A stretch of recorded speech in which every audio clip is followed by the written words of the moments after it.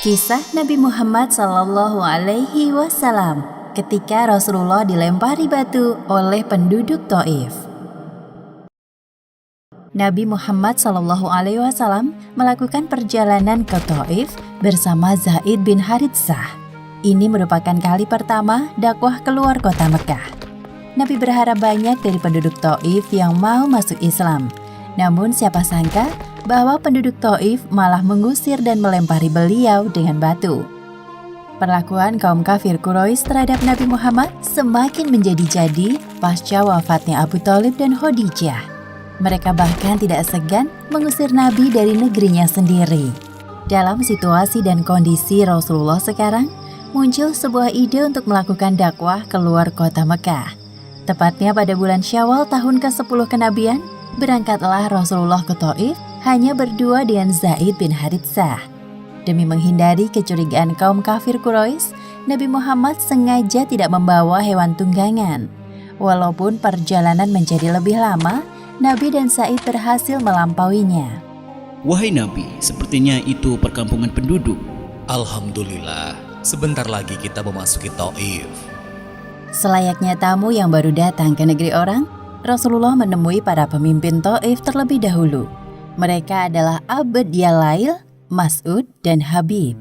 Nabi Muhammad berbincang dengan para pemimpin Taif sembari menyisipkan misi dakwah Islam. Nabi menjelaskan dengan santun agar mereka tidak tersinggung dengan ajaran baru yang beliau bawa. Belum selesai bicara, Rasulullah telah mendapat respon yang tidak mengenakan. Sudahlah, tak perlu kau teruskan ceritamu, wahai Muhammad. Aku tidak dapat mempercayai perkataanmu. Apakah tidak ada orang lain yang diutus menjadi Rasul selain engkau? Wahai Muhammad, jika benar engkau seorang Rasul, aku tidak mau hidupku terancam dengan menerima ajakanmu. Namun, jika ternyata engkau adalah pembohong besar, maka engkau tidak pantas berbicara denganku. Perkataan para penguasa Taif tersebut sungguh menyakiti hati Rasulullah. Namun beliau memilih untuk sabar daripada menanggapi mereka. Ini merupakan bagian dari konsekuensi dakwah yang beliau emban. Baiklah, aku menghargai keputusan kalian. Selama kurang lebih 10 hari bermukim di sana, Nabi Muhammad berusaha mendekati penduduk Taif. Namun respon mereka tidak berbeda dengan para pemimpinnya, bahkan lebih buruk. Para penduduk mengusir Nabi Muhammad. Berhentilah, keluar dari negara kami. Kami tidak akan mau mengikuti ajaranmu, wahai Muhammad. Pulanglah ke negerimu. Ketika Nabi hendak bersiap-siap pulang, penduduk Taif telah bersiap melempar beliau dengan batu dan tanah sampai kaki beliau luka-luka. Padahal Zaid telah membentengi Nabi dengan tubuhnya yang besar. Wahai Nabi, kita harus segera pergi dari tempat ini. Setelah berlari cukup jauh, sampailah Rasulullah dan Zaid di tembok perbatasan kota. Di sanalah mereka bersembunyi hingga orang-orang berhenti melempari dengan batu. Posisi Nabi Muhammad dan Zaid sekarang 3 km dari kota Taif. Di dekat mereka terdapat kebun anggur. Nabi dan Zaid beristirahat di dekat pohon yang menghadap ke arah tembok. Di tempat itulah Nabi berdoa kepada Allah Subhanahu wa Ta'ala. Ya Allah, hanya kepada Engkau hamba mengadu. Hamba sama sekali tidak bermaksud untuk mengeluh. Hamba tidak peduli dengan perlakuan manusia. Selama Engkau tidak murka kepadaku, maka hamba terima semua itu. Wahai Tuhan yang Maha Pengasih, jika bukan kepada Engkau, lantas kepada siapa lagi hamba berserah? Hanya Engkau satu-satunya Tuhan yang berhak kami sembah. Dari kejauhan, pemilik tembok yaitu Utbah dan Syaibah memperhatikan Nabi Muhammad yang sedang berdoa. Tiba-tiba hati mereka tersentuh. Kemudian salah satu dari mereka memanggil pelayannya. Wahai Adas, ambilkan setangkai anggur ini untuk 2 orang laki-laki di sana. Baik, Tuan.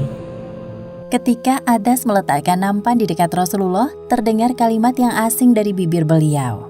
Bismillahirrahmanirrahim. Aku belum pernah mendengar kalimat itu. Kalian pasti bukan penduduk kota ini. Dari mana asalmu dan apa agamamu? Aku seorang Nasrani dari penduduk Ninawi.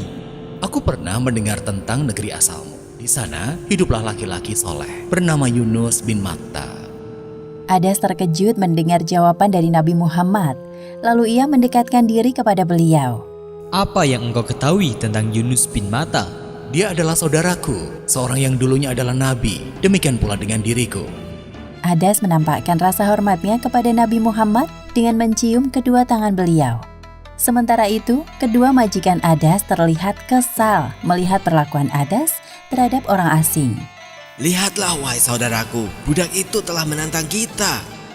Ketika Adas berjalan menuju arah majikannya, salah seorang dari mereka berkata, Apa yang barusan engkau lakukan, wahai Adas? Sungguh memalukan. Mengapa engkau melakukan hal itu untuk orang asing? Wahai tuanku, tidak seorang pun di dunia ini lebih baik dari Muhammad. Dia telah memberitahuku sesuatu hal yang hanya diketahui seorang utusan. Memangnya agamamu sama dengannya? Untuk apa engkau peduli dengannya? Tidak, aku seorang Nasrani dan Muhammad pemeluk Islam yang taat. Rasulullah memperhatikan perdebatan antara Adas dan majikannya dari tempatnya bernaung. Beliau berdoa agar Adas tidak terpengaruh dengan perkataan majikannya dan berpaling kepada agama Islam. Celakalah dirimu, wahai Adas. Jangan sampai orang yang bernama Muhammad itu memalingkanmu dari agamamu sendiri, karena jelas agamamu lebih baik dari agamanya. Menyaksikan Adas yang tidak beranjak dari tempat duduknya, Nabi Muhammad hanya bisa pasrah. Setelah keadaan aman, Nabi dan Zaid berjalan menuju ke arah Mekah. Tatkala melewati suatu tempat yang bernama Qarn At-Sa'alib, Allah Subhanahu wa Ta'ala mengutus malaikat Jibril bersama malaikat penjaga gunung menemui Rasulullah. Sesungguhnya Allah Subhanahu wa Ta'ala telah mengetahui perlakuan kaummu. Dia mengutusku bersama malaikat penjaga gunung. Wahai Muhammad, jika engkau ingin aku meratakan mereka dengan kedua gunung di dekat Taif, aku akan melakukannya. Alih-alih membalas perlakuan penduduk Taif, beliau justru mendoakan mereka. Jangan lakukan itu. Siapa tahu Allah akan menggerakkan hati seseorang dari mereka untuk mengucapkan La ilaha illallah Muhammad Rasulullah. Sepeninggal para malaikat, Nabi Muhammad teringat akan doanya. Beliau sangat bersyukur atas pertolongan Allah yang baru saja diterimanya. Hatinya menjadi tentram. Langkah kakinya mantap untuk kembali ke Mekah dengan penuh semangat baru. Zaid bin Haritsah kagum dengan kesabaran Rasulullah dan pikiran positifnya. Di suatu tempat bernama Hiro yang tak jauh dari kota Mekah, Nabi Muhammad dan Zaid beristirahat. Wahai Rasulullah, bagaimana bisa engkau kembali setelah mereka mengusirmu? Wahai Zaid, dengarkan aku baik-baik. Sesungguhnya Allah Subhanahu wa Ta'ala akan menjadikan apa yang engkau lihat sebagai jalan keluar.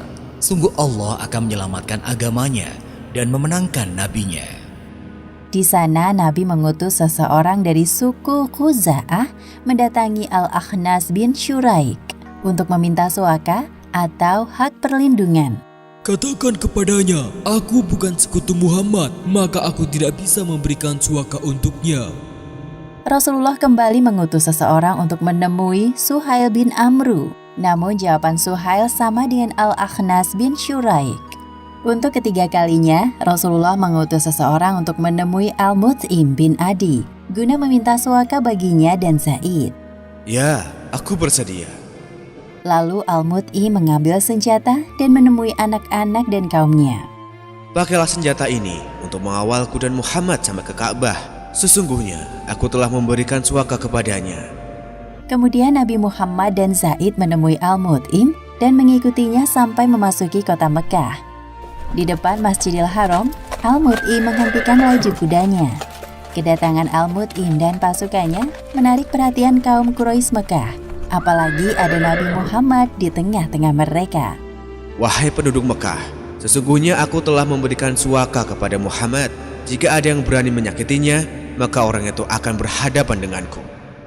Setelah berpidato, Al-Mut'im menuntun Nabi Muhammad menuju ke arah Ka'bah. Di sana Nabi melakukan tawaf, lalu sholat 2 rakaat di depan Ka'bah. Barulah kemudian beliau pulang ke rumahnya, dikawal oleh Al-Mut'im dan pasukannya.